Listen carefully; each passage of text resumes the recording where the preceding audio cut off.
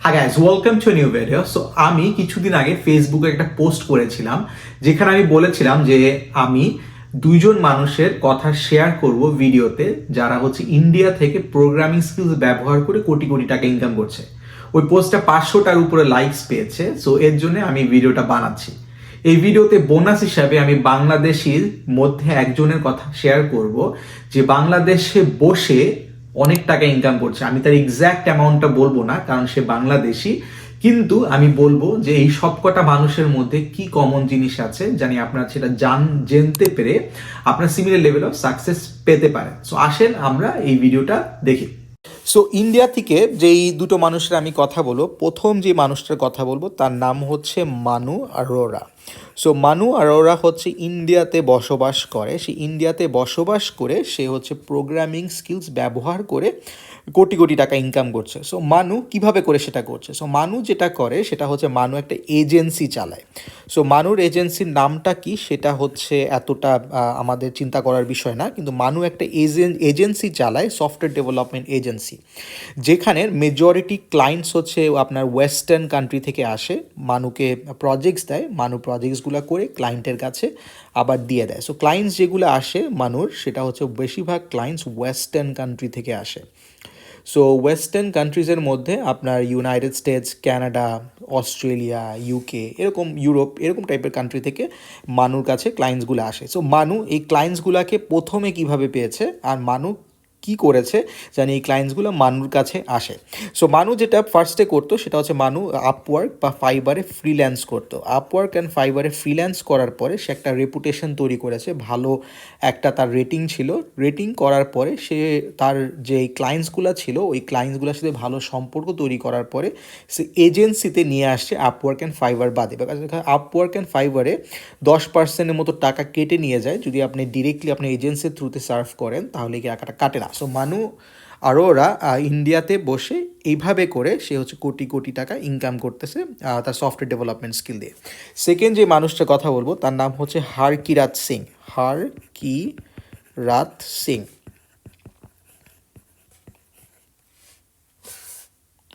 হারকিরাত Singh.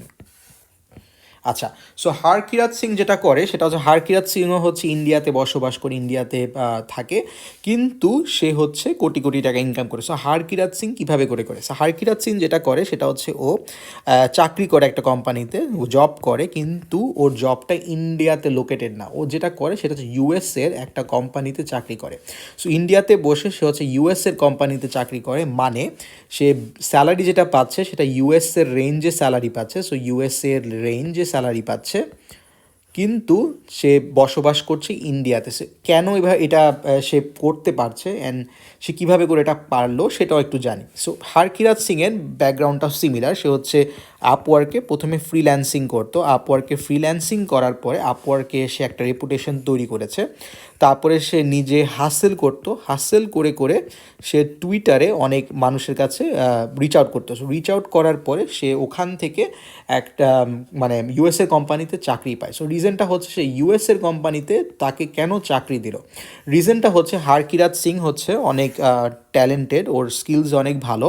So আপনি যদি similar level like হারকিরাত সিংয়ের কথাই যদি বলি, ওই লেভেলের ট্যালেন্ট বা ওই লেভেলের স্কিলফুল একটা মানুষ ইউএসএতে হায়ার করেন, তাহলে মিনিমাম তাকে 150 to 200K ডলার দেওয়া লাগবে। চিন্তা করে দেখেন, তাকে হচ্ছে মানে আমি যদি এখন ইউএসএ থেকে একটা মানুষকে হায়ার করি তাহলে হচ্ছে এই টাকাটা দেওয়া লাগবে। তাহলে কি মিনিমাম কিন্তু বাংলাদেশের স্কেলে যদি আমি বলি তাহলে 1,80,00,000 টাকার মতো স্যালারি থেকে শুরু হবে, আবার চলে যাবে হচ্ছে 2,40,00,000 টাকার মতো। সো এই টাকাটা তাকে দিতে হবে। কিন্তু কোম্পানিরা যদি হারকিরাত সিং যে হচ্ছে ইন্ডিয়াতে বসবাস করে তাকে হায়ার করে, তাহলে তাকে এত বেতন না দিলেও কিন্তু সে চাকরিটা অ্যাকসেপ্ট করবে। হারকিরাত সিংকে আপনি যদি একটা কোম্পানি ধরেন, তাকে অফার করলো হচ্ছে 100K স্যালারি, তাহলে কিন্তু মানে 50K ইউএস ক্যান্ডিডেট থেকে কম স্টিল কিন্তু হারকিরাত সিং এই স্যালারিটা একসেপ্ট করবে, কারণ কি হারকিরাত সিং এই স্যালারিটা ইন্ডিয়াতে কোথাও পাবে না। সো তারও লাভ, হারকিরাত সিংয়েরও লাভ, আবার ইউএসের কোম্পানিরও লাভ, কারণ ইউএসের কোম্পানিও একটা মানে কম টাকায় ভালো একটা ডেভেলপার পাচ্ছে। সো এই যে মেথডটা সেটা হচ্ছে হারকিরাত সিং ব্যবহার করে। হারকিরাত সিং হচ্ছে একটা ইউএসের কোম্পানিতে চাকরি করে ইন্ডিয়াতে বসে। সো সে থাকে ইন্ডিয়াতে, কিন্তু সে ইনকাম করছে বা চাকরি করছে একটা ইউএসের কোম্পানিতে, ইউএস কোম্পানি।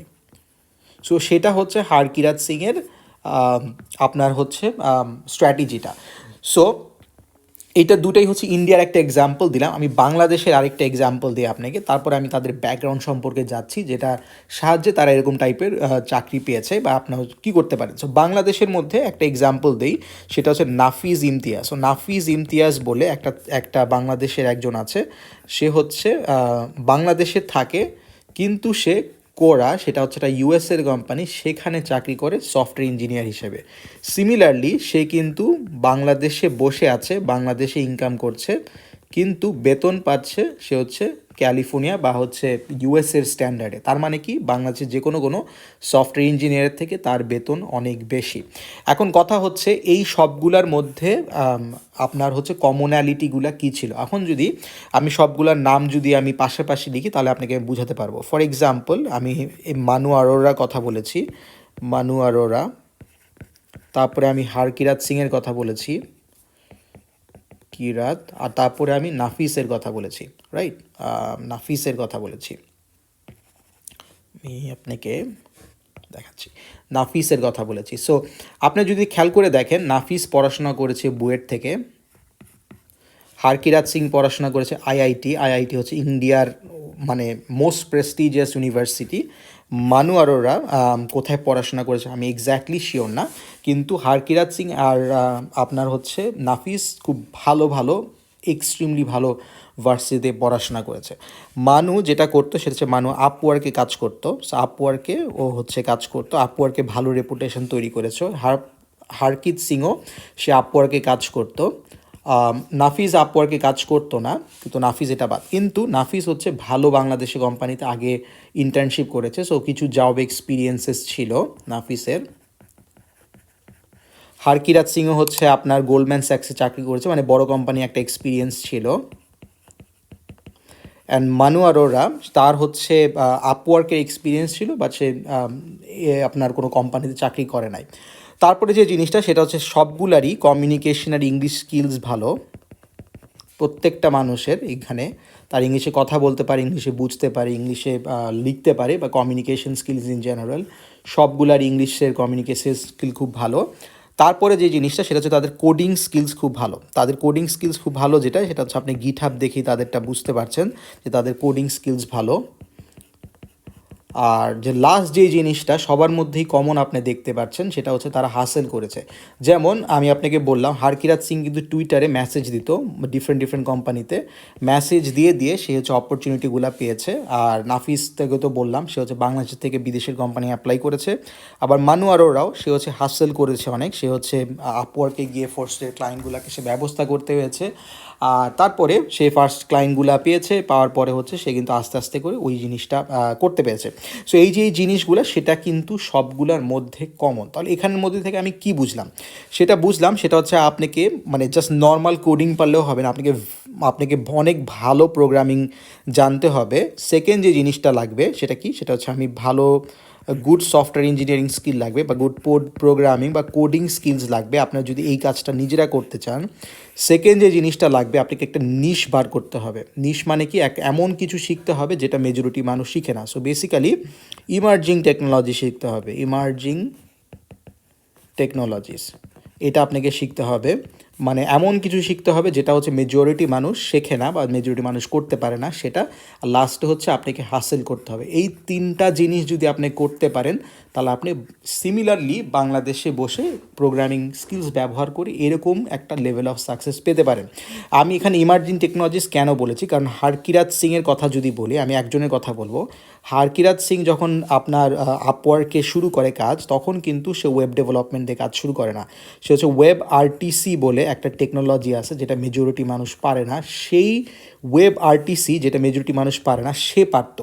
যেই কারণে হচ্ছে সে ওয়েব আরটিসির যে স্কিলটা ছিল সেটা ব্যবহার করে সে প্রথম ক্লায়েন্টগুলো পেয়েছে। এখন আপনি যদি ধরেন ফ্রন্ট এন্ড ডেভেলপমেন্ট শিখেন, রিয়্যাক্ট শিখেন, এটা সবাই কম বেশি পারে।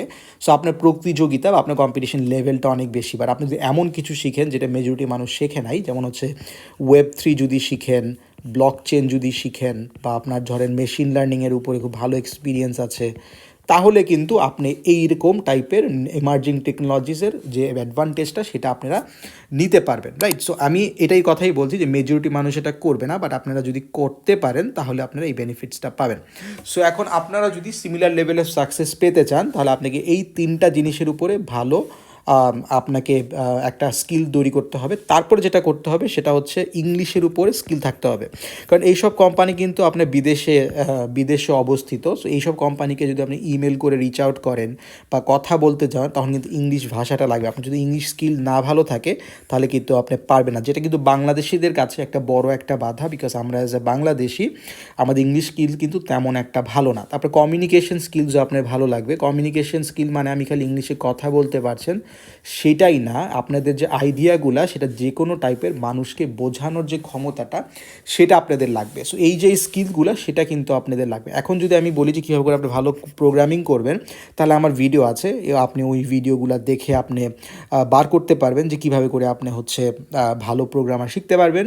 ইমার্জিং টেকনোলজিস তো বললামই, আপনাকে এমন কিছু শিখতে হবে যেটা মেজরিটি মানুষ হচ্ছে পারে না, যেমন Web3, ব্লক চেন, তারপরে ওয়েব আরটিসি হতে পারে, বা মিন্টিং কী জিনিস, মিন্টিং কীভাবে করে এরকম টাইপের জিনিস, মানে যেই জিনিসটা মানুষের মেজরিটি মানুষ শিখে না সেটা যদি শিখেন তাহলে আপনি কম্পিটিশন থেকে আপনি হচ্ছে নিজেকে স্ট্যান্ড আউট করতে পারেন। তারপর হচ্ছে হাসেল করতে হবে। এইসব প্রত্যেকটা মানুষ কিন্তু অনেক মানুষকে রিচ আউট করেছে, হাসেল করেছে, সেই জিনিসটা আপনার লাগবে।